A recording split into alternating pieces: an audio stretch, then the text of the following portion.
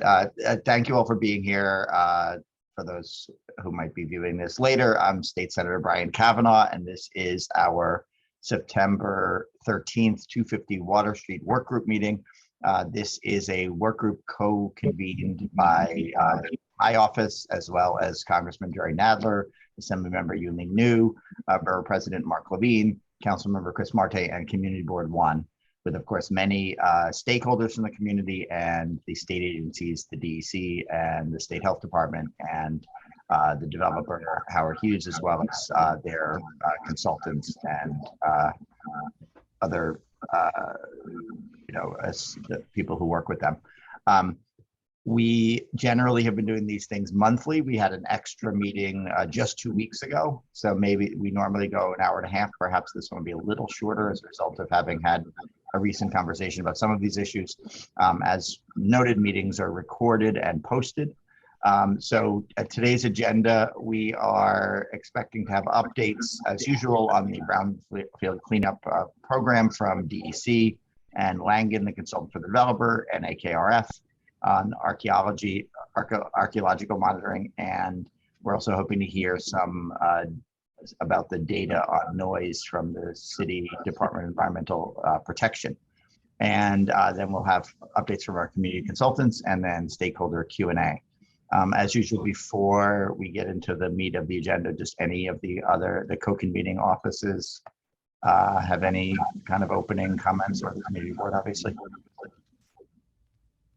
Okay, seeing and hearing none, why don't we jump right into the agenda? So first, DEC. Hi, good morning. As most of you know, or I think everybody knows me, I'm Heidi Dudek. I am the DEC Section Chief for the 250 Water Street Brownfield Cleanup Program. Joining me today is Gerard Burke, our Bureau Director, and Rafi Alam, who is the project manager for the site. In addition to the DEC folks, we have our colleagues from Department of Health who are on the line to answer questions should there be any.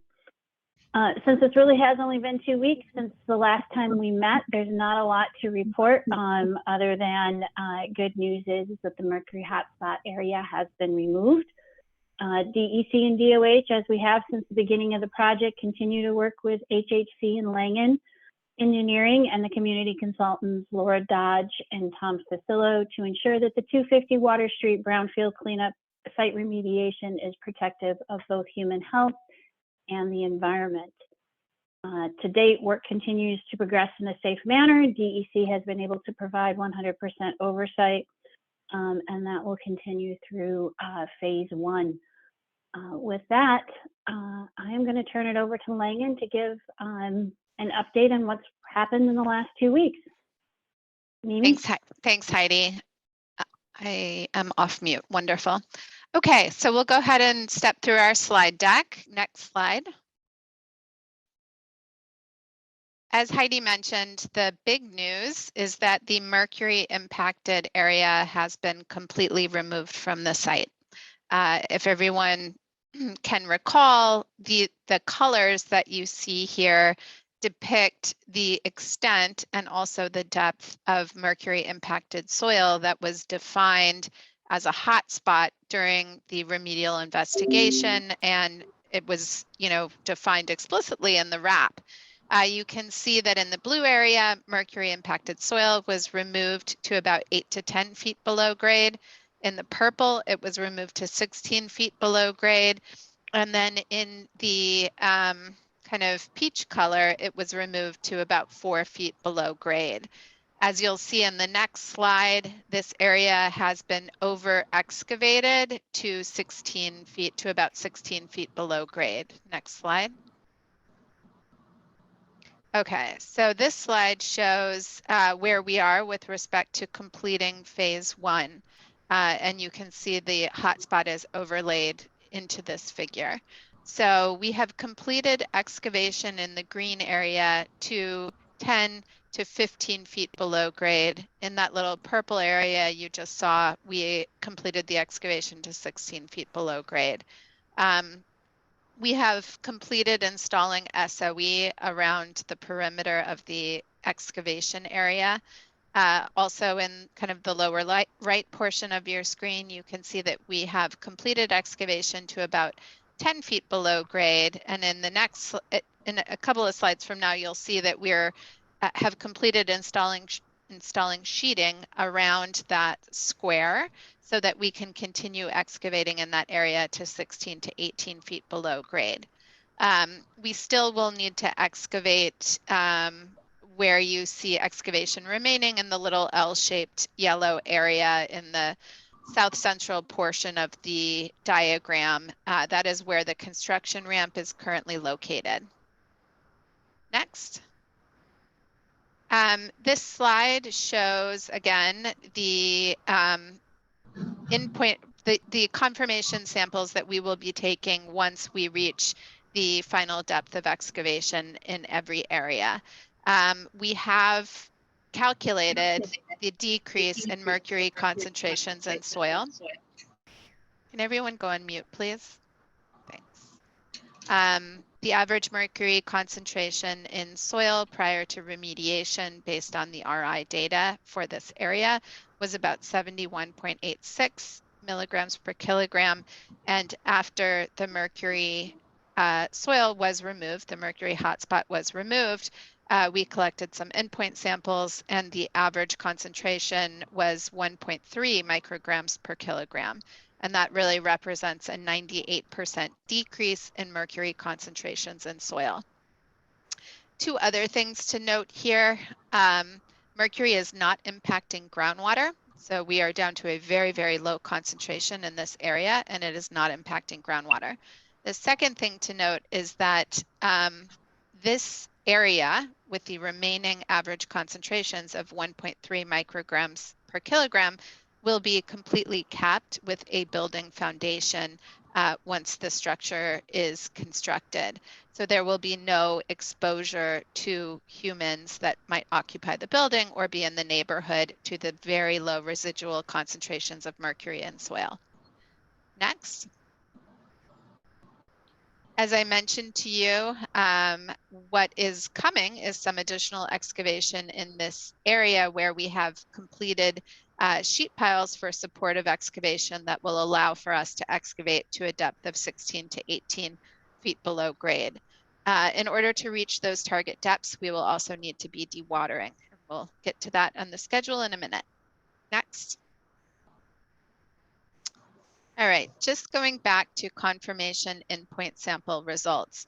Everyone has seen this figure before. By the end of phase 1, we will have collected all of the endpoint samples in green, yellow, orange, and gray.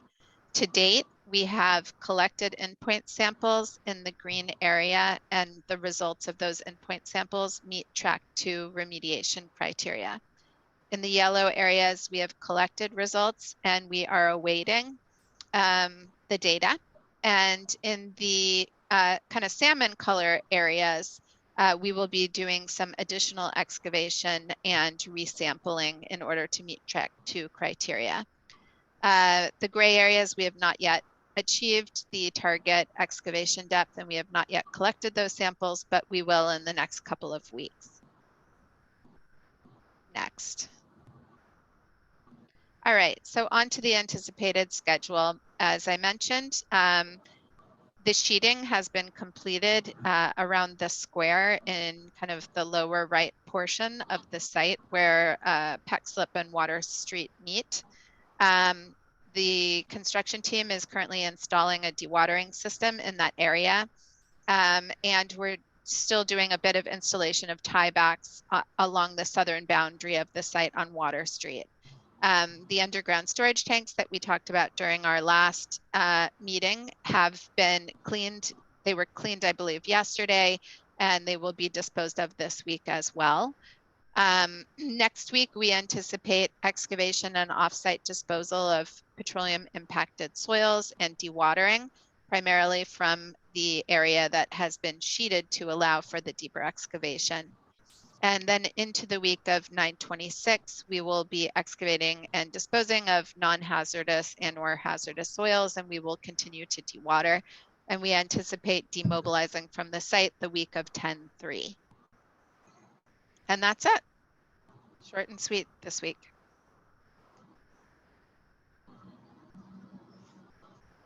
Thank you. Do we, I guess, ARKF, is that you guys up? Sorry, I forgive me for jumbling your initials. AKRF. I think I said that right.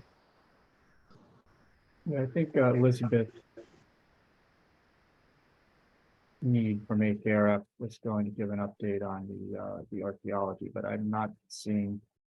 Can you see me and Okay, hear me? good. Yeah, we got you now. Okay. Thanks.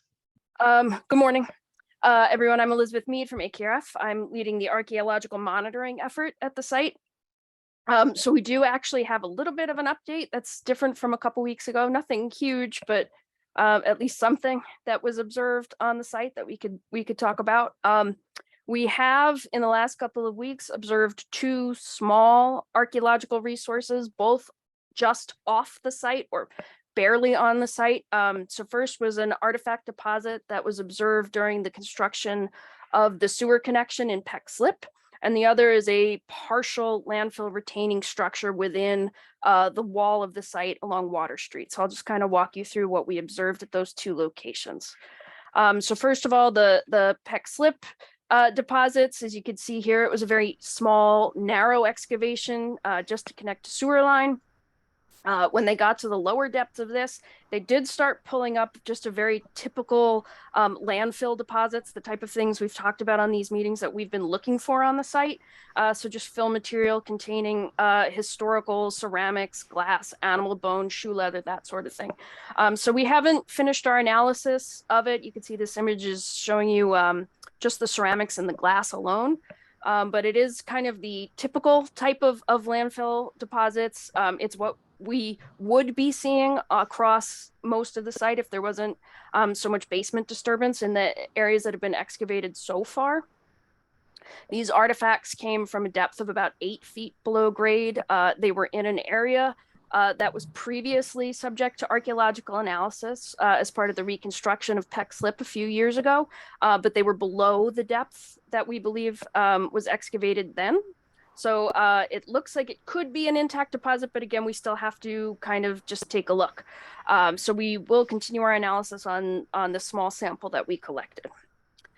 And the other object that was found, was a partial, what we call a landfill retaining structure. And these are the big timber wooden waterfront structures that kind of define landfill sites in Lower Manhattan. As you can see here, it was found along the Water Street wall in the area that enclosed in the yellow circle. It was encountered when they were building or driving the sheet piles for the sheet pile wall. A piece of timber obstructed the driving of the sheet pile that allowed us to kind of get in there and document and identify this feature. You could see in the photo on the left where the arrow was pointing, it's kind of hard to see, but there's a small timber sticking out from the wall into the site. And that's about the extent of it. So you can see it just barely enters the site from around the sidewalk line, which is where those wooden panels are. The photo on the left shows you what these timbers look like when they're removed. You can see they're quite large. It's over a foot in diameter. The end on the left of the image has been hand hewn with an axe. So this is definitely old historical waterfront structures, exactly the type of thing we were hoping to find across the site. It does seem that because of where it was found, that the basement disturbance within the site did eliminate anything that might have corresponded with this in the area where they've excavated so far, but we still have hope that we may find more at greater depths. So for the pieces that were found already in the image on the right, you could see kind of two timbers piled on top of each other. These structures are usually built kind of like a log cabin. In the image on the left, you could see some of them have notches carved out of them to allow the timbers to rest on top of each other and kind of nestle together. So the pieces that were extending into the site were maybe 3 to 5 feet long. The workers cut them with a chainsaw, so only the pieces that were extending into the site, intruding into where the wall was being constructed, were removed. Everything else is still intact under Water Street. So that will be left in place. We did take a sample of one of the timbers that was removed for what we hope will be dendrochronological analysis. That's dating by tree ring measurements. So we'll send it to a lab who can analyze the tree ring patterns to try and determine the date that the tree grew. So that's what we're doing so far. That's about all we found. So we're still looking. We continue to monitor. We continue to be in touch with the Landmarks Preservation Commission, and we'll keep you updated as things progress and as the depth gets lowered on the site. Okay, thank you, Elizabeth. So again, I think we'll hold questions until we get the other presentation about site conditions. But so DEP, New York City DEP. Hi, good morning. So DEP has been to the site multiple times. We've found compliance each and every time we've been there. We were there this past weekend because, as you know, they have the after hours variance. We found the readings to be 62 decibels, which is well below the 75 threshold that the permit set. They're being very proactive, and they're not actually doing pile driving. They're doing drilling, which is much of a lower decibel standard.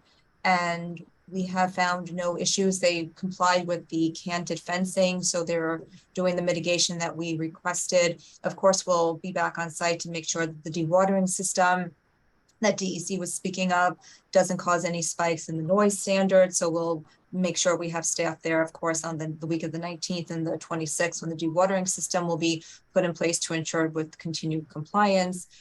We don't have any results from the sonic system because sadly the system has been down. We do have the monitors in place, but even if the sonic readings were working at this point, we wouldn't have exceedances just because the decibel levels are just so much lower than the standards set forth by code. So we will continue the monitoring at this location. Sorry, can you just give us a little more? That you're saying that by the sonic system, you're referring to the noise monitor that was installed. The sensors, right? Yeah, so we employed with the two schools. Unfortunately, the sonic system, result system, the sensors are working. We're just not able to receive the results because there's an issue with the system overall with NYU with the server. But we have found just from our own monitoring at the location with our calibrated meters and sensors that there have been no exceedances. And as I said, this past weekend, they were at 62 decibels. So, right. And we were there this morning and it was 65, if I'm not mistaken. Right. Can we just, so you're saying that I just want to understand what the problem is with the system. You're saying it is, do we believe that you believe the sensors are working and it's recording data, but you're having trouble accessing the data, or you believe it hasn't been recording data? I don't know the technical, I know I can't get the results from the sensors. So I don't know if the problem lies with, I know their system is down, so I don't know if the sensors are actually recording, but I do know there's a server problem, so I can't say exactly where the technical issue lies, but I think that it becomes more of a moot issue at this point, although we're trying to work with NYU just because our own readings that we've taken on site has shown that the decibel levels are so far below.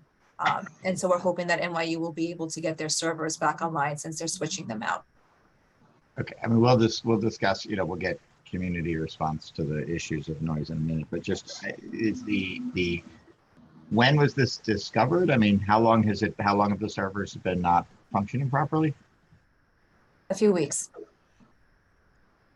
Okay, I mean, this is troubling because, we've had these meetings, DP's been represented at them, and, it was represented to us that the problem was people were on vacation, which, we understood in August, a couple of meetings, but it just, the fact that we've had, meetings, the premise of which is we've got monitors installed by DP that are available 24 hours a day, to find it, we've been in touch with your office in the interim as well. So, and I know we understand your consternation, but sadly it's something about our purview because NYU is switching out the server, so we have no jurisdiction over that. But that's why we have our own staff on site every single day, primarily every day, to ensure compliance. So we are trying to mitigate the results of the issues with the servers by having inspectors there taking accurate readings to monitor the location at all times. No, I appreciate that effort, but just a lot of the sort of hallmark of this work group meeting is maximizing communication so everybody's hearing the same thing. And again, we had a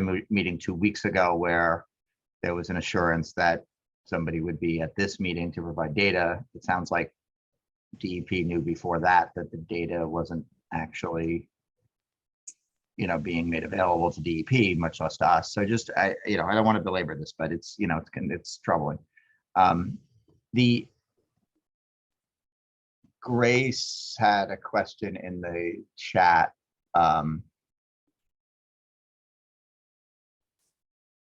Sorry, I just wanted to know, what is there data from the people who are on site then that we can review? If someone's on site from DEP?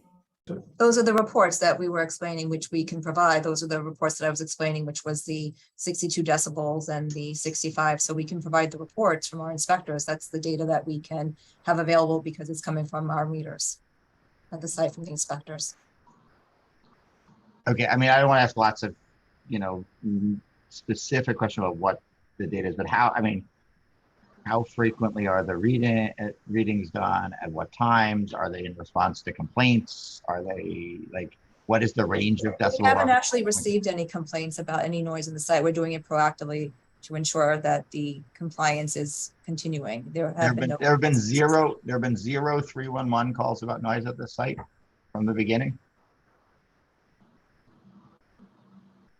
Actually, just this past weekend, but since then, before and after that, no, but they have been in compliance. There have been no issues at the site in terms of the readings. As I said, the permit is for 75 on the weekends, and we were reading 62. So there were actually 2 from the weekend that I just saw updated. So we went in response to that, but we're also going proactively to ensure compliance. And is there data available from the monitors before the servers went down 3 weeks ago? I don't have that data because of the server issue. Okay, so just to be clear, we don't know whether the system is recording, has been, the system, these things have been in place for 3 months. We don't know whether they've recorded data at all.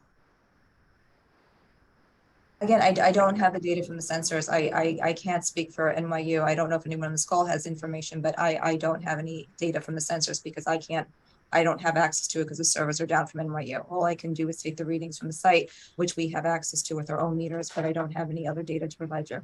But we have downloaded the data. We've looked at the data before the sensors went down.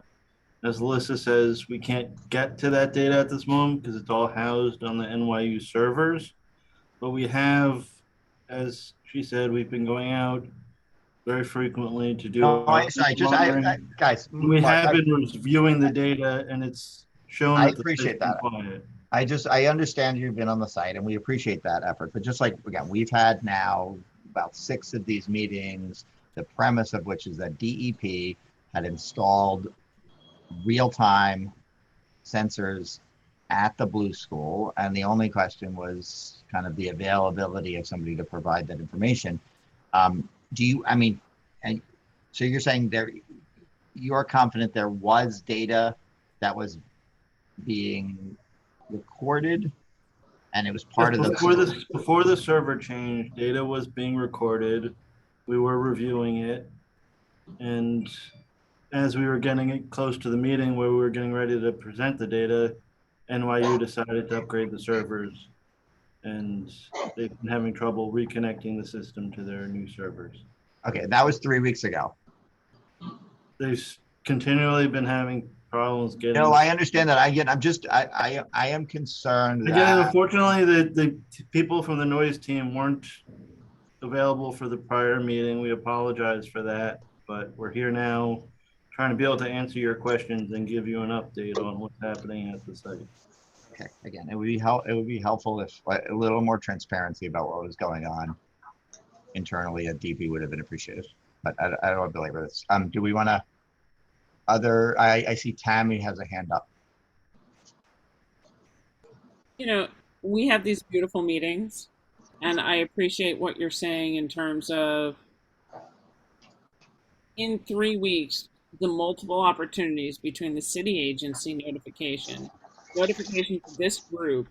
I mean, we're not in paper pencil territory anymore. So while I appreciate where you're going, that you're trying, notification, even if the community board could have been helpful and had a discussion with NYU, which we're happy to do because they are a neighbor, and figure out and say, you know, is there anything we can do, or say anything that would have passed along information versus nothing would be highly appreciated.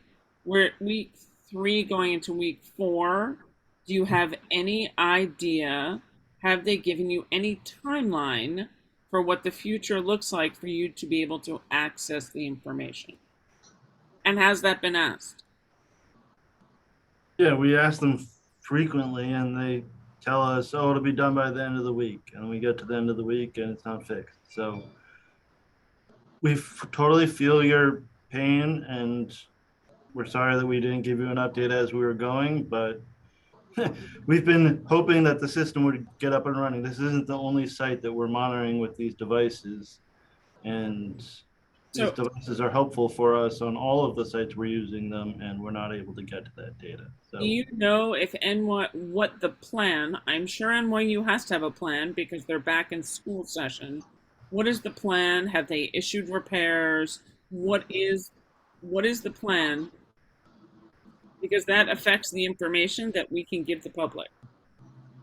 yep, well, I don't know that plan off the top of my head. We're going to check with the people who are our liaisons with NYU, and we'll get that information and provide it to Umberto, who can send it to this group.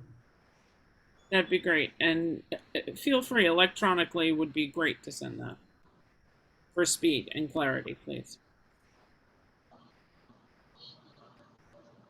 And thank you.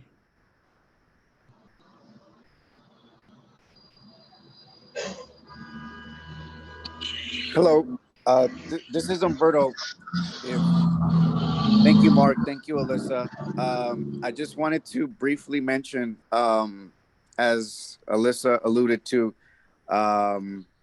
this is a construction site we've been monitoring. I just want to point out that the noise sensor is actually like an extra layer of just monitoring for us. As we know, this is a sensitive site because of the schools. We take that very seriously.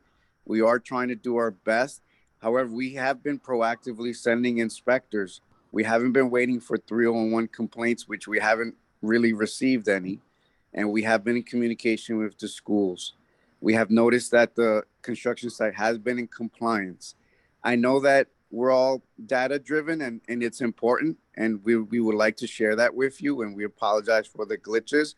But just to reassure you that we have been to the site, as we promised, I've been in conversations with Emily and Councilmember Marte's office that we would be at the site at the start of the school. And Mark Page's staff has been at the site almost every day, taking noise readings. And I provided some brief reports to Emily, and we'll try to get you some more information as we move forward. And we apologize again for the previous meeting. Thank you.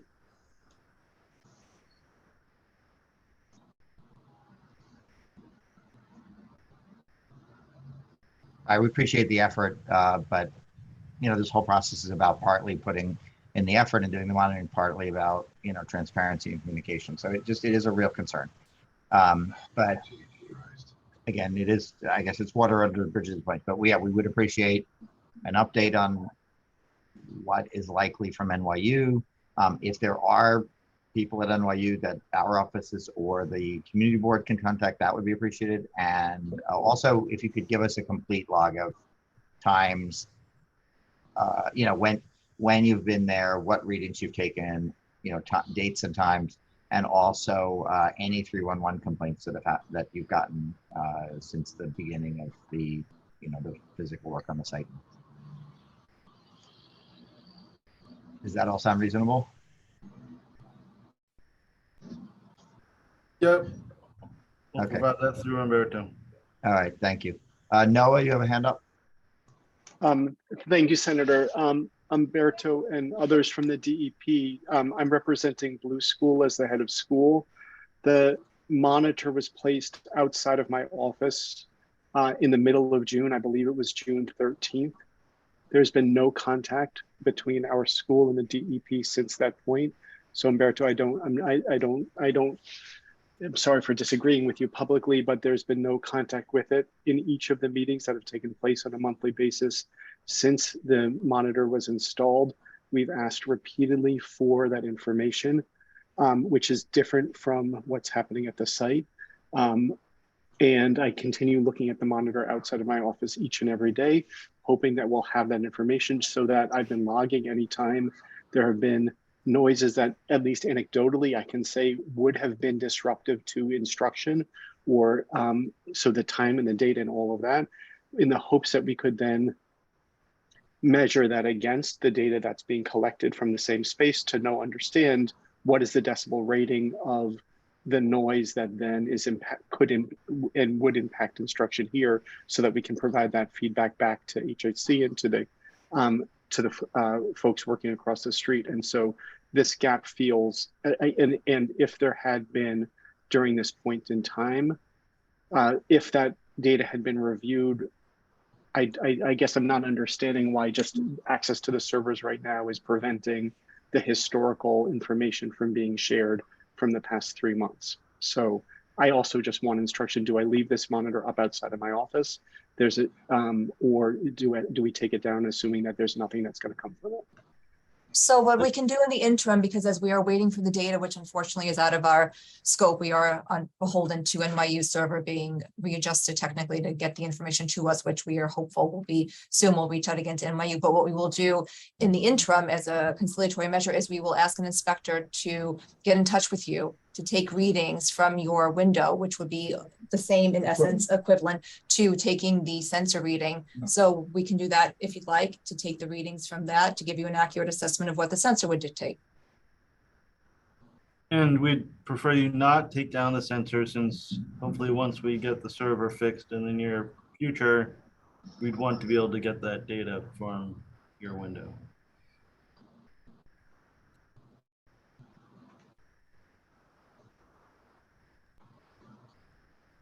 So are you satisfied? I mean, yeah, I mean, I don't want to arrange for hosting to have somebody in the building to do readings from the office. We're in school at this point. Like that kind of level of coordination is not going to be useful at this point. I'm much more interested in the historical data that's been collected. Right. Okay. Megan.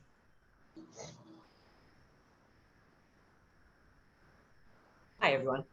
I just was curious because it was mentioned that there wasn't many 311 calls, and from the group chats that I'm in and some other dealing with people in the neighborhood, there's been quite a few. So I'm just curious if you have a number on how many noise complaints have come in from 250. That's just one question.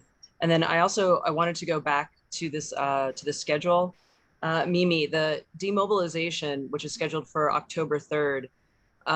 Does that mean that everything comes out, or what does that mean as far as like next stages? Because ultimately the families ask, when will this part be done? And then when will construction start? So do you have that information, or is that a whole separate ball of wax?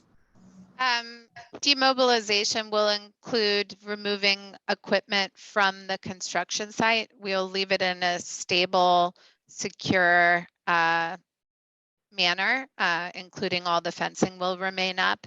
And then in the new year, construction will start back up. So from October through December, we think it won't be much going on at the site. I just know families are going to ask that. Is that sort of what we understand? That is the current understanding, yes. Okay. Yeah, and then, there won't be, sorry. There may be some sampling and some other activities, some other minor activities and some site maintenance, but yeah, that's correct. But not okay, active and then, construction. Yeah.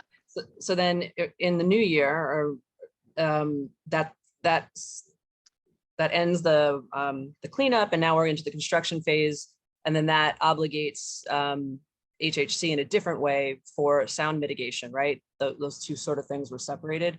So what is anything going to change in terms of how the site is as far as additional sound mitigation before the new construction phases begin? Or that's my question. Yeah, just to clarify, the remedy includes removal of all soils across the site to about 16 feet below grade and deeper in kind of that one corner of the site. So the balance of excavation is considered part of the remedial action. And then Adam, I'll let you perhaps address the noise piece of the question. Yeah, I think as we discussed at a couple of previous meetings, we are still finalizing our foundation drawings for the project. And when we do that and get into the pre-foundation phase and working with the contractors and develop the means and methods, we'll refine the noise mitigation.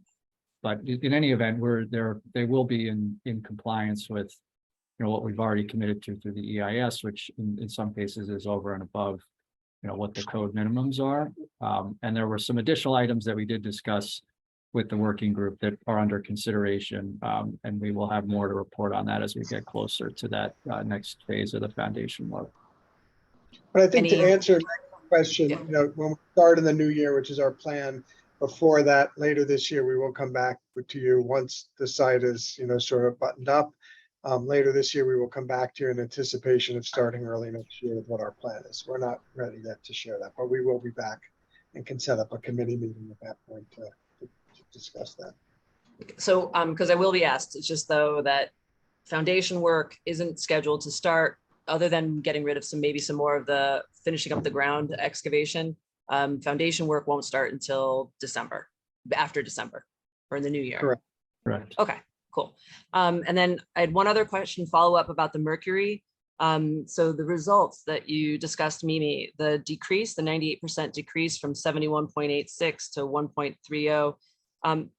Can you explain that to us in terms of, because it's sort of a different measure by which we've been following mercury, right? We've been doing vapor all this time. So just if you could help, or maybe Laura, can someone help me understand that? During the remedial investigation, we collected 3 media. We collected soil, we collected groundwater, we collected soil vapor, and all 3 of those were analyzed for mercury using different methods at the laboratory. The reduction that we're talking about is reduction of mercury concentrations in soil from RI samples, soil samples collected during the remedial investigation, to endpoint samples that have been collected during phase 1 of the remedial action.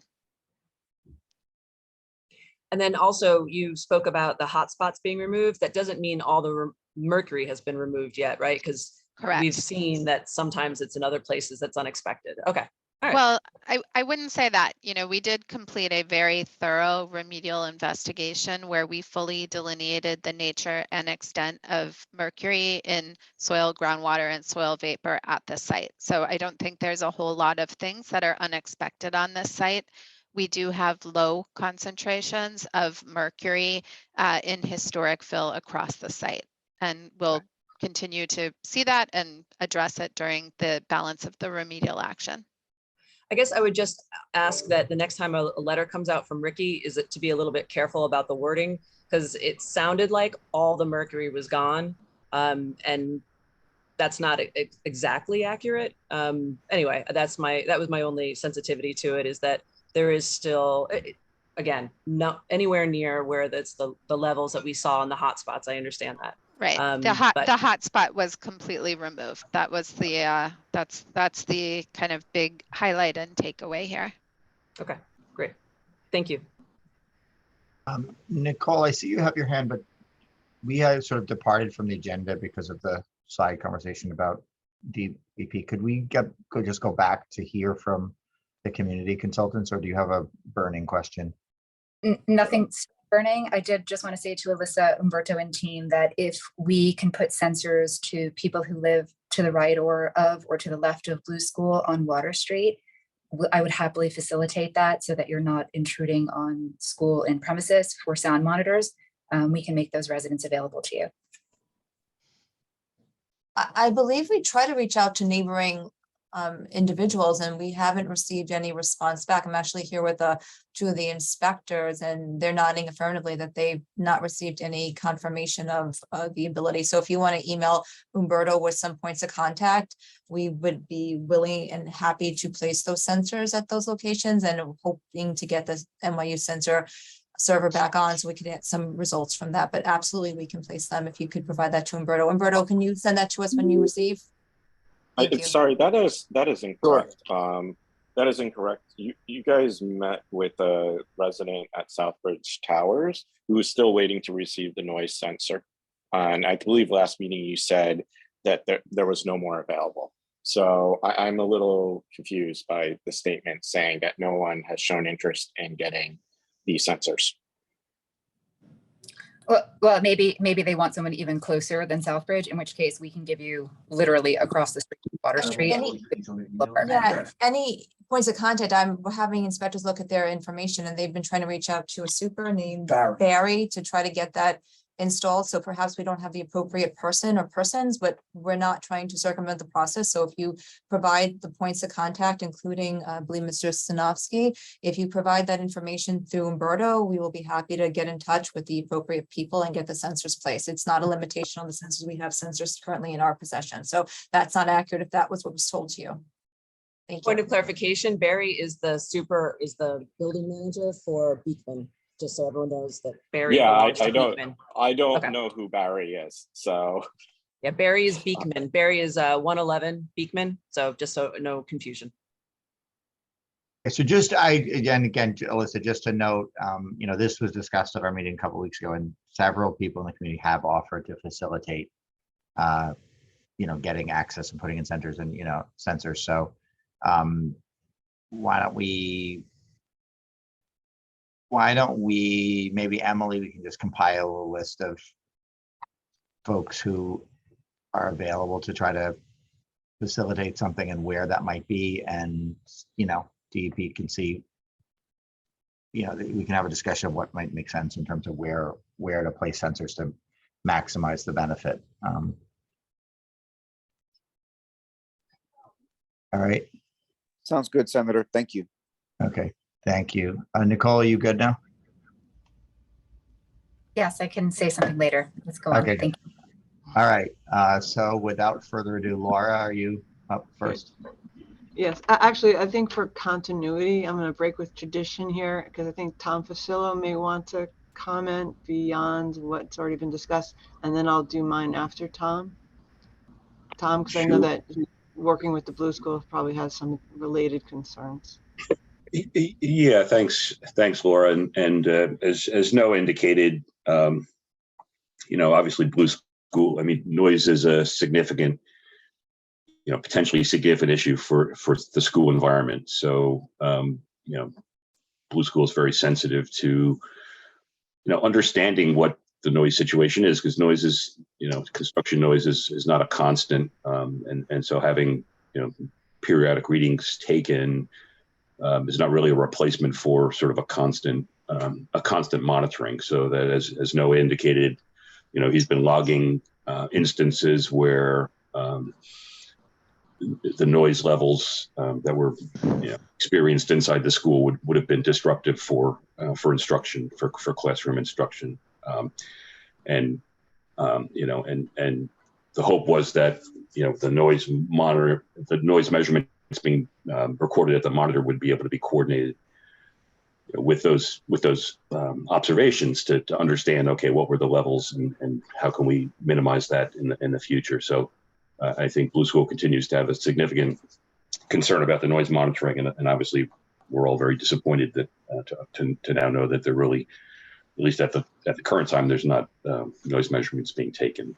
So I think that that is an ongoing concern that Blue School has, and I don't know if Noah has anything he wants to add based on his observations. Thanks, Tom.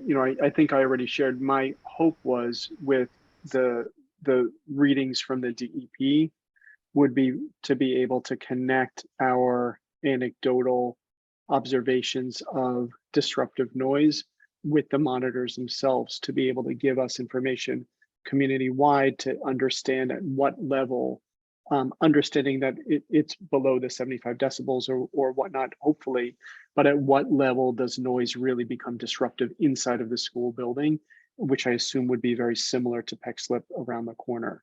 And without that feedback, which I'd hope for, it feels impossible to be able to do that. And so I'm, you know, it's on record already. I'm extremely frustrated that this is where we are. And I know that frustration is shared by other people on the call. I thank everybody for the support that they've given for it. You know, all of this was to try to, you know, all of the work that's being done is to try to ensure that the schools directly adjacent to the work site can be able to function as, you know, as best as possible. And here we are in September and are missing a key piece of it. So I'm feeling very frustrated. I'm sorry for expressing it in that way. And thank you, Tom, for your advocacy and everybody else.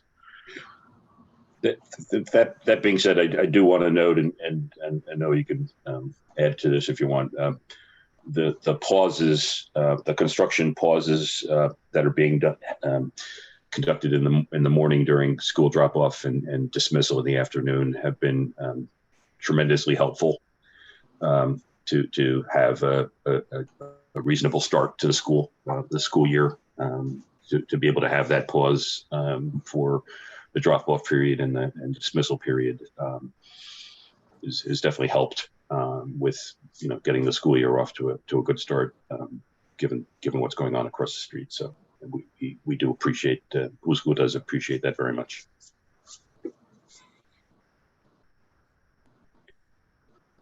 Thank you, Tom. Laura, you go.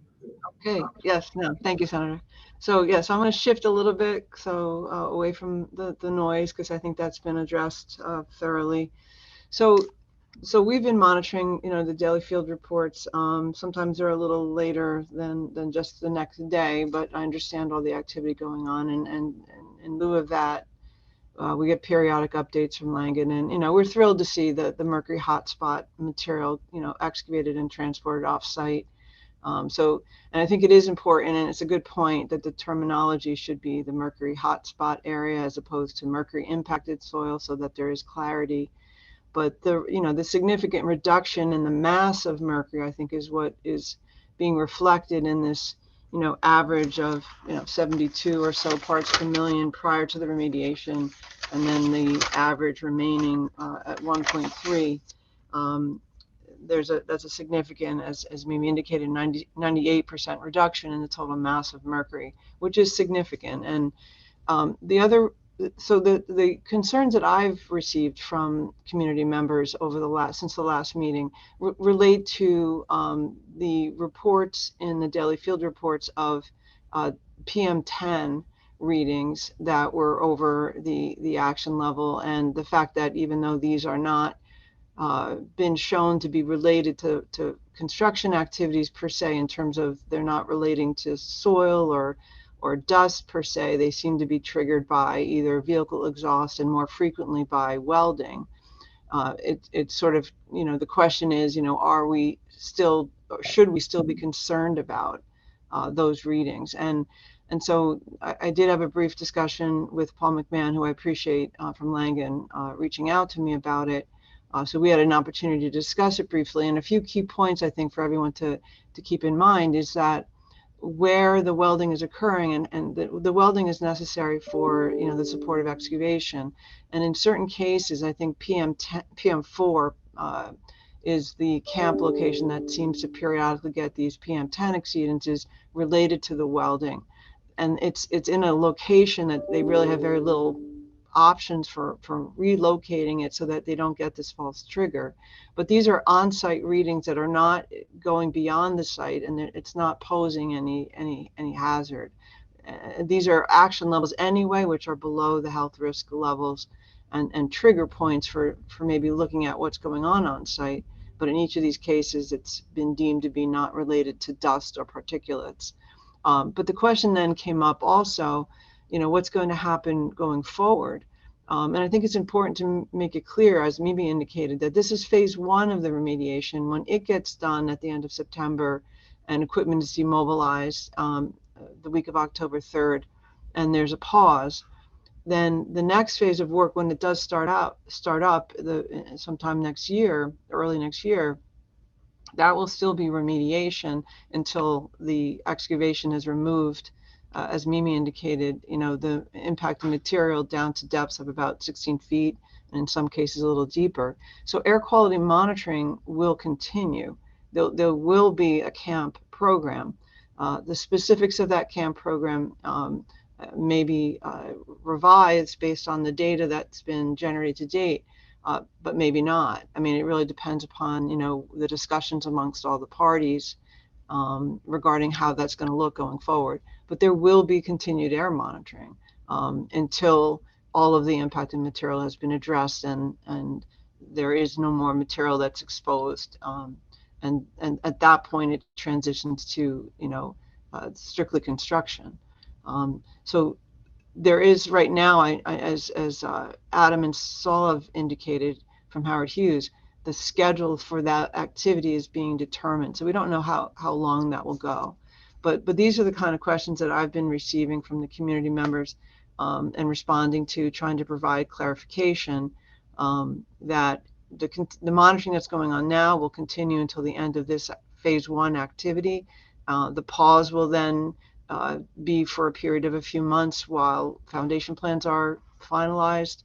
When that work does resume, there still will be a remediation phase in the sense of handling additional soil, but the massive mercury has already been significantly reduced. The hot spot has been removed. The lead impacted soil that was staged on site temporarily until disposal arrangements can be made, that's all been moved off site now, which is also good news.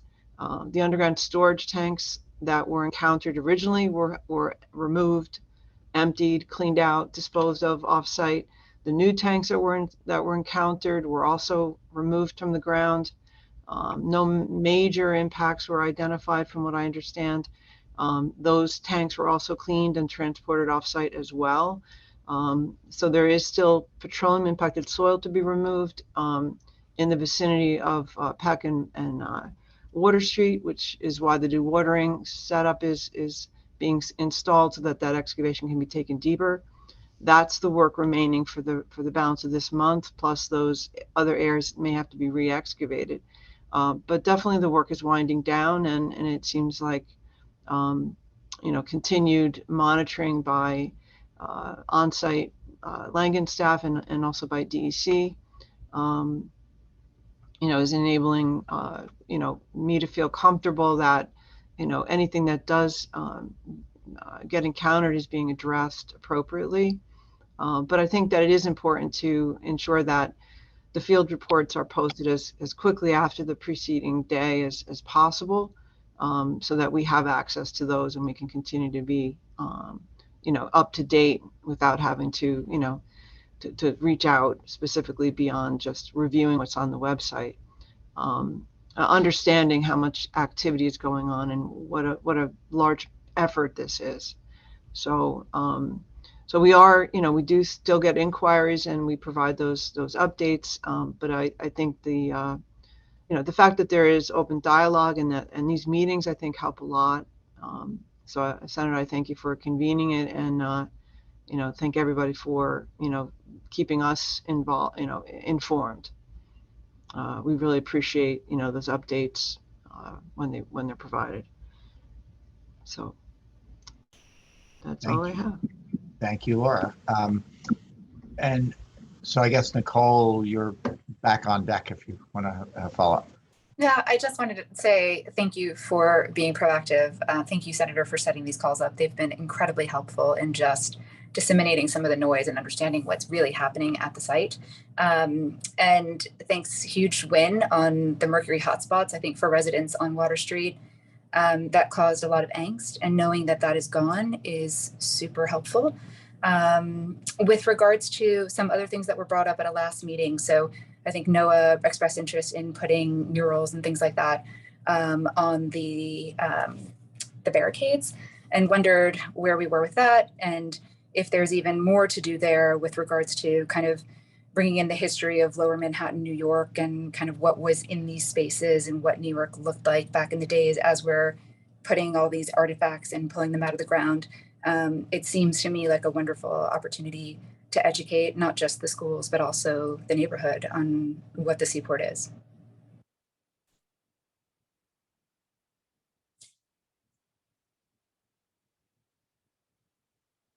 I guess if that's, we mentioned, I think at the last meeting, thanks, Nicole. We're focused right now on the remediation, and we have, a lot of planning to do to get ready for the next phase. But that is something we'll look into. I know it's been deployed in certain areas around the city. I think Saul mentioned, there are complications dealing with DOB and other issues related to those programs, but it is something that's interesting, and we are gonna take a look at it. Thank you. Okay, if you're good, Nicole. Alice? Thanks very much. Just a couple of questions on the archaeological front. I think that Elizabeth is still with us. Very exciting seeing those pottery shards and glass and such. Where will these artifacts be? What happens to these artifacts when they are discovered, and where will they go? And is there any sense of what the age of these things are? And this is something you can happily send to me or to us. I don't want to spend too much time on it, but I don't know if there's a quick answer to that. I don't have those answers at the moment. We essentially just brought them back to our office and washed them off. We haven't, cataloged or analyzed them yet. So that's kind of a longer process. The short answer is as a result of that process, if we determine that the artifacts come from something that's determined to be eligible for listing on the state and national registers of historic places, then they are worthy of some sort of curation. If not, we may be able to do some alternate use for them if they're not, destined to go to a museum. Use them for local education, that sort of thing. So that's something we can discuss later on. I think probably when we see, at present, we have just a very tiny little bit. It's not a large sample. It wasn't a lot of artifacts. So I think it's more just seeing what else we find across the site and how kind of those determinations get made. And then we could come up with a plan. Okay, that's helpful. Yeah, and of course, Captain Jonathan Bulwer at the South Street Museum. Wouldn't it be wonderful to have even a small exhibition about all of this at some point? Just two quickies. Who is Landmarks? Has someone, a representative from the Landmarks Preservation Commission, been on site to see this last find? I guess the only find. Not the most recent find, no, but we've been sending them pictures and having phone calls. So when will they come next, do you think? I think what we found, again, it was really small, and it was the landfill retaining structure portion that we found was only exposed for a very brief amount of time. It was, at a depth where, as they continued to dig, groundwater started to flood, so it had to be backfilled. Essentially, if we find something very, very large and intact, then they'd probably run over, but I guess they didn't determine that what we found was kind of made it necessary for them to make a visit. They have made visits on other days just to check in and see what's going on. Their office is not far from the site, so I think it just depends on scheduling and availability and what we find. So is the landfill retaining structure, which I found personally very exciting, is that something that possibly could be the actual original edge of the island of Manhattan in some way, or not original, but probably not where it was found? And again, this is where kind of getting the tree ring analysis will help, because that'll help us place it in time. The original shoreline was slightly further towards Pearl Street. So it's based on kind of a map comparison. And I know there was a question in the chat about whether it could be an old building. It's pretty consistent with a landfill retaining structure or a waterfront structure that could have been repurposed to hold landfill. So it doesn't look like a building. It looks exactly like what we expect these structures to look like. So it may have been very near the edge. Whether or not it's a later replacement of earlier landfill. We don't know yet.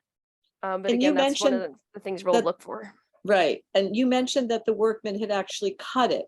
Was that Yes. by accident? No, or that was on by purpose. design? They were removing what was in the way of the soldier pile, not soldier pile, the sheet pile wall. So they Huh. had to remove it in order to drive those piles for the dewatering, for the remediation. But if you were to find something that were of archaeological significance, I'm just curious that when does a workman know not to be cutting it? Well, we were standing there. They were talking to us. They asked us, what Oh, it was okay. okay for them to do. We had them cut the sample for us. So we were, I was standing 10 feet away while everything was happening. So we were in contact with them every step of the way. Great, Elizabeth, we were in good hands. Thanks very much. Thanks, Senator. All right, Grace Lee. I just have two questions. One is, Laura, could you contextualize a little bit like what 1.3 parts per million of mercury, like from a safety standpoint, or maybe Scarlett, either one of you, just about, we know that, elemental mercury at certain levels, even at small levels, can be hazardous to children. So I just kind of want to understand. Just one quick note before the two of you respond. This is total mercury concentrations, not elemental mercury. Right, we know that. And so what I was going to say actually was during the RI, Grace, there was speciation analyses that were conducted, and what Mimi is referring to is that the results indicated very few samples indicated any evidence of elemental mercury. The soil analyses are done based on the total mercury concentration. That's what's reported. So based on the speciation, I don't recall the exact percentage, but I think it was less It was than about 10%.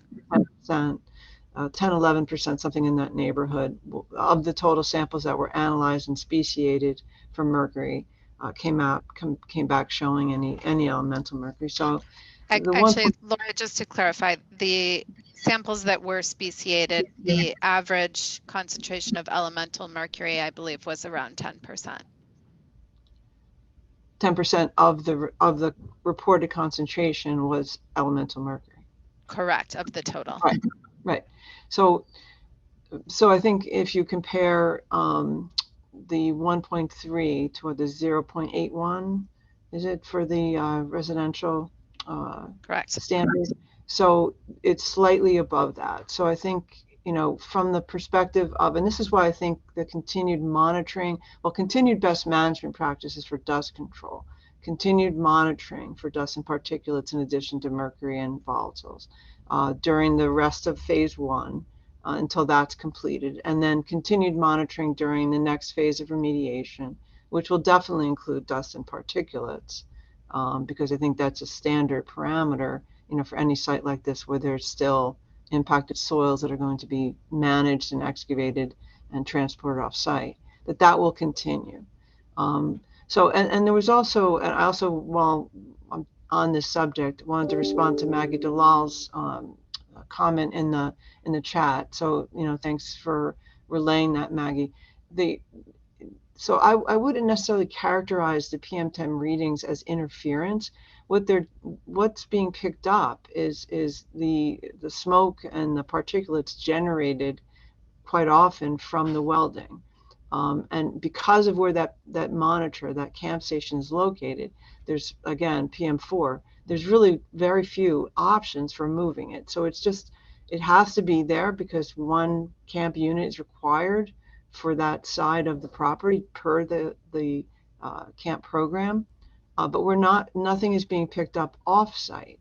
So, and then the other issues with picking up exhaust now and then, those are things that are going to happen no matter how hard you try. And I think that when you're looking at the data, if there are any concerns over dust, those should be raised to CB1's attention and then brought to mine. They can also call the hotline. If anyone sees visible dust leaving the site, please let us know. Right. And nobody has raised that specific concern to me. So this is the first I'm really hearing that if Southbridge Towers is concerned about it, they should definitely be bringing it up so that we can act. Because without our knowledge, we really can't. But we do look at all of the daily field reports that are issued every day. And whenever there's a concern that we might have, we reach out to try to get clarification. But I hope that answered your question, Grace. Yeah, so the dust monitoring will continue until the foundation, like until the cap goes on? Correct. Okay, great. Thank you. I appreciate that. And then my other question is just in general about the sound. I think Tom brings up a great point that, these observations that we have right now help to educate, Howard Hughes going forward on construction and what is tolerable by the school community. And so is there another way outside? I mean, where else can we source noise monitors from another place? Like if DEP is not going to be reliable for collecting this data, how else can we collect this data on a regular basis? Can we get noise monitors? I mean, I don't know. I don't understand how all this worked with the server. Can we just connect a computer to it so it just feeds directly to a computer? I mean, I don't know. Rather than relying on these remote servers, what other options do we have so we can get this going now?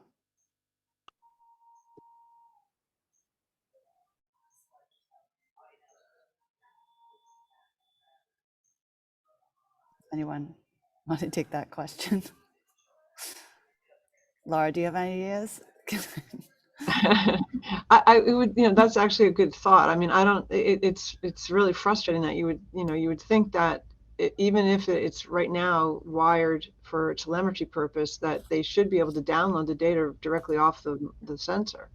I mean, I'm not sure which sensor they're using, and it's not something that we use on a regular basis. So I really don't want to get into it, but it would seem logical that someone should be able to download that data. So I'm not sure why that hasn't been done. Thanks, Laura. Hi, this is Umberto from DEP, and thank you, Grace. Yes, I apologize. Our DEP staff left, but I'm here. So basically, just to give you a very brief explanation, the noise sensors are not ours. The software was not designed or created by DEP.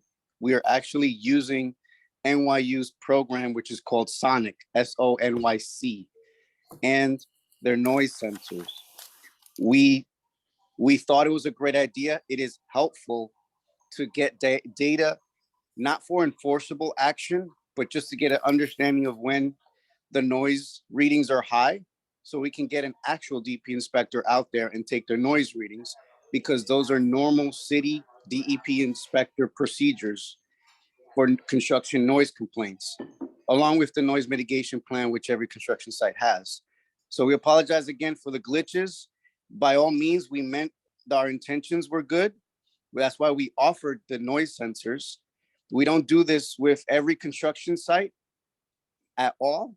We figured because of the schools, we know it's a sensitive location. We figured it'll be helpful for everyone, including us. But again, it's a software issue. NYU's working on their server. We will work with them to get it up and running and collect some data. But I just want to reassure you again that aside from that, DEP will continue to go out and make inspections and determine if the site is in compliance or not. Now, I know we can't be out there posted, every day at all times. I understand that level of monitoring.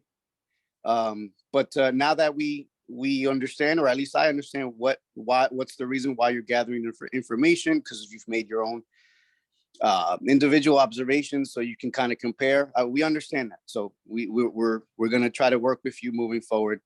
And thank you. Can I ask that? Can we ask Howard Hughes to do some noise monitoring to help work with the community on this? Then, if NYU and DEP are not going to be reliable on this. Yeah, we'll talk to them. I mean, I don't, we'll do some research and find out what else is available, or we can work with, our consultants to find out what's available, maybe report back, and hopefully by the next meeting, DEP will have an update as well. It's news to us, obviously, as well, so we don't have a direct answer right now. In the meantime, this is Scarlett. I think I just wanted to, from New York State Department of Health, I just wanted to touch a little bit on Grace's question. I think Megan asked one in the chat also, in regards to the mercury that's on the site of the 1.3 still, whether, what percentage of it is elemental versus, other forms. And if that is sort of typical to see. So 0.81 is the soil cleanup objective that we're looking at, and because we still have some levels in across the site that are a little bit higher, that I think it's important to note that even though it's slightly over that, that's still seen as impacted material that needs to be addressed. And as Laura said, that's why we're going to have camp monitoring that would still need to continue during everything. It's slightly over, but I think we need to recognize what the exposure potential is too, because without coming in contact with it, it's not something that we would expect any health effects with, even if it was elevated above that level. That's why the proactive measures will be in place. The camp monitoring will continue until it's covered. I guess I maybe, is there anything additional you wanted me to kind of delve into there on those questions? I know that No, I think it's good as long as there's going to be monitoring until the site is capped. I think that we feel comfortable with that. So okay, appreciate that. I just had one follow-up. Is the 0.81 the objective? Is that like normal for New York City, or is that normal for anywhere in the world? And that's just me being curious. So what the soil cleanup objectives were developed initially in consultation and coordination with New York State Department of Health. I was actually part of the team that went out and collected the soil samples all across New York State to kind of get an idea of what we were looking at for a whole range of contaminants, what we expect to see in various areas, some that were more remote, some that were a little bit closer to potential sources, just to get a really good understanding of it. And then our toxicologists worked with DEC also to kind of see what sort of contaminants might be more of an exposure concern and what levels would be appropriate for cleanup for specific uses. For instance, a residential use that people could have a single family home and have vegetable gardens on, or you could have a farm there. So like that sort of stuff. So the 0.81, I believe, is for the restricted residential use. And that is, you can find higher concentrations like that all over New York City. But at the same time, ours are, they're dependent upon the use, the end use of a site or of a property. And for us, restricted residential anywhere across the state, we would want to meet the 0.81 per mercury. I have one more question. Sorry, I said I had two. One more, since Adam has jumped off already. Can we get some visibility on the amount of weekend work that's going to continue? Southbridge residents are kind of hitting their limit now on the amount of noise that is coming off of the site on the weekends. And I know that the permit kind of got rolled. I was under the impression that it was only going to the end of through Labor Day, and I think it happened again that last weekend. So they'd like to know where we stand on that. Yeah, I think the plan is to we still want to wrap this phase of work up as soon in the school year as possible. And to be able to do that, we are planning to work this weekend, Saturday and Sunday. I think the activities are going to be not significant noise producing activities, but they'll be ongoing this weekend. And then we're going to reevaluate next week, early in the week, whether we think we need to apply for additional permits for the following weekend in order to to wrap up the work on the schedule that Mimi outlined earlier. But we are, working to reduce it to the greatest extent possible. Adam, is the trade-off, I mean, is this just a day for day trade-off? Like if you do weekend work, you get 1 or 2 extra days on the end of the project where school is in session? I mean, we had this conversation a few weeks ago when the issue was whether we were going to get the mercury hotspots out before school started, and there was a consensus that was, not a close call. I think, we've all been very deferential to the schools, but just is there, I mean, maybe the schools have a thought on this too, like continuing to have work each weekend. Is that worth a day or 2 extra? A day or 2 shorter for the last day of the project? Yeah, well, I guess I think it is, I think it's roughly, it's not exactly day for day because you don't get as much work done on the weekend, but I think that's roughly accurate. If John or Greg wants to chime in, they can, but I guess I think the second part of your question was directed to the schools, so. I mean, I just want to flag, this is basically a policy choice, right? And I just want to see if we made the choice clearly in favor of weekend work to get the mercury out, the hotspots out. Trying to use my language carefully. But, at this point we're talking about noise, and are there thoughts about whether we might give the residents a break 1 or both of the next 2 weekends? Based on what I've been hearing. Oh, sorry, go ahead. No. So, hi, this is John with Howard Hughes. So I think on Sundays, we are just applying the foam suppression. I don't think we're actually doing physical work. We still have to apply for the permits per DOB rules. Saturdays, we are going to work. So until the foam is no longer required, we will be applying for Sunday permits for application of that. Okay, go ahead, sorry. So from a school perspective, I think at this point, allowing for the weekend work over the summer in order to push the mitigation of the mercury hotspots more quickly felt imperative at this point, understanding that we're part of the community, though not representative of all the community. From a school perspective, I can't speak for Peck-Slip, but for us, I would understand to not do weekend work, and if it took then X number of days longer during the school day, at this point,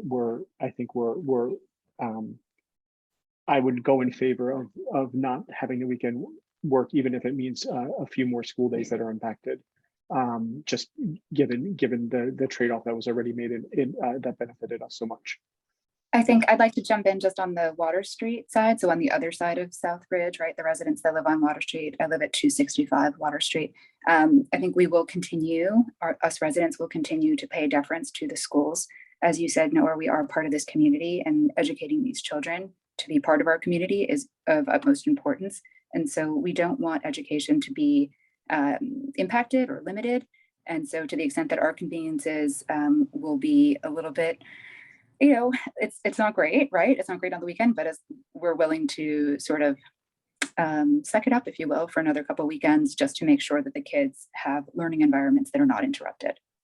And that's not necessarily hearsay. This is from the people on Water Street whom I represent, and me included.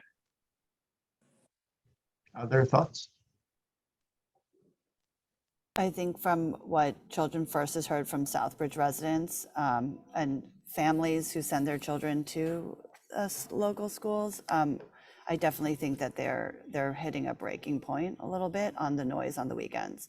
So if there was any reprieve from that, and I think also like we're noticing the increase in complaints from noise because people are no longer traveling, they're spending their weekends at home.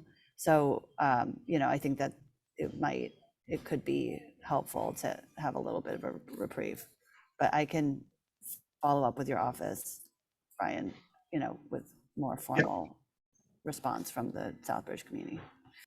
Yeah, no, we've heard some of this directly as well. Maggie, did you have a comment on this or? No, I just want to echo what Grace said. There's been a lot of concern about noise. I was just going back to the point that Laura made about the dust, and obviously this is a little late because most of the work's already been done. And you can correct me if I'm wrong, but I believe that this should all be done by October, as Mimi said. But Laura, and we can talk more after the meeting and or later, but on, like, for example, on August 5th, you looked at the data, there were at one point 4 different monitors that day that were over action level. And those were averages. That wasn't the raw data. And at one point around 11:30, there were 3 that were at action level. So and one of them, there was the one across work zone 1, which was across the street at Southbridge, was also picking up levels. So, you know, just moving forward, just like you said, keeping an eye on that. Some of the residents, I saw a picture from someone who lived at Southbridge, and there was visible dust on their railing. So even though it's not like clouds and plumes of dust, it still seems to be accumulating in the neighborhood, and something to keep an eye on, since there is potentially still some low levels of mercury in there. You know, this isn't just dust from the forest, this could be contaminated soil. So just trying to keep an eye on the dust and keeping the community informed about what's going on. No, I appreciate that, Maggie. I mean, we are. I mean, we do look at them every day. So I don't have the August 5th in front of me, but you know, and this is going back a little ways, but you know, we are looking at them every day. And so as far as we know, and when we go on site, and we haven't been on site in a little while because we really, you know, we have a finite budget and we're trying to maintain that. But, no, it's not you guys, but it was the same sort of thing like that would have happened with the mercury. There would be these instances where the reports put out by Langan would say, we have all these elevated levels, but it's not actually dust. It's not anything to worry about. But when you see it happening at like 3 or 4 stations at the same time, to me, that would say like it's not just gas from the welding. There seems to be activity that day, dust is elevated, and just trying to make sure that that dust is controlled as best as possible on the site. Right. Maggie, every time we do have a 15-minute exceedance, time-weighted average exceedance, we do go physically to the stations to evaluate the source of the exceedance. So it isn't just, you know, we don't make assumptions. We actually go there physically to evaluate and then make a determination on source.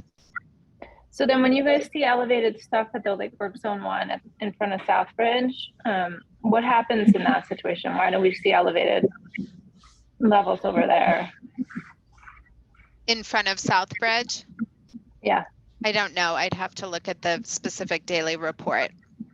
Okay. I mean, is that something where like a truck is idling and that can influence? That happens. I know at least one time there was a motorcycle that was parked and the exhaust was running proximate to an offsite station. But Yeah. I'm, you know, we're happy to talk to you about specific reports if that would be helpful. Just, yeah, this one can allow, I mean, when I have said interference before, like there's much more chance of like a motorcycle, a truck, like these things can cause readings that are elevated, and it's not necessarily the dust from the site. Correct, right? correct, Okay. correct. Yeah. Okay. There's also been other construction activities around the site that have also contributed to some of the readings. So as Mimi indicated, you have to go back to each individual report, but each of the exceedances, the other thing that happens is that they stop work. So, you know, it's important to know that there's actions that are being taken. That's the whole idea behind the action level again. But we definitely know, I mean, you know, one of, you know, aside from the mercury going in, you know, dust has always been a concern. And it's always a concern on a site like this where there's been impacted soil and it's got to be managed, you know, whether it be excavated or trucks coming in and out of the site. So it's something that we've looked at very carefully, and that will continue. But as Mimi indicated, if you have a specific set of dates and it's not clear in the daily report as to what was going on, you know, let us know. And if anybody has a concern and they see visible dust, it should be raised to the team's attention. It should really be reported on the hotline. That is the most direct means to the construction team. Right, and Ricky Wong reposted the number in the chat. Yep. For anyone that doesn't have it. That's Because great. I I'll just- be passing that off. And I just want to clarify, I'm sorry. No, go ahead. I just wanted to clarify one thing, because I know we're coming to the end, and we'll be more careful to just be, I pulled up, Ricky's last email, and it does say that we would like to remind everyone that the full remediation of the primary area of concern with the mercury impacted area has been completed. No point did we say all mercury is off the site. We said the primary area of concern with the quote mercury impacted area ends quote has been completed. I just wanted to clarify that for everyone on the phone.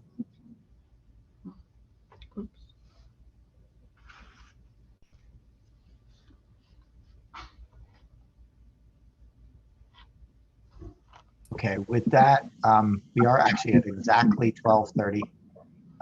Hopes for a quicker meeting have been dashed, but I think it's been productive. And I just do want to acknowledge, first of all, it is a significant milestone that those mercury impacted areas have been fully removed. And also just to note, we talked about deference to the schools. It is both of the schools have expressed gratitude that they, arranging those pauses at critical times for drop off and pick up have been really welcome. So thank you to the construction folks and Howard Hughes and everybody for that. So with that, our next meeting, Emily, is the second Tuesday of October. Is that right? Yep. Okay. So again, the same time, 11 a.m. We will be in touch about these very, sort of some of the follow-up issues. In the meantime, particularly, we'll have some conversation with DEP and try to get both information from DEP to the community about what's going on with the monitors, and also information to DEP about the potential options for installing additional monitors at residences. So, and unless there are any other closing remarks or questions? Hearing none, let's adjourn. Thank you all so much. Thank you. Take care. Thank you.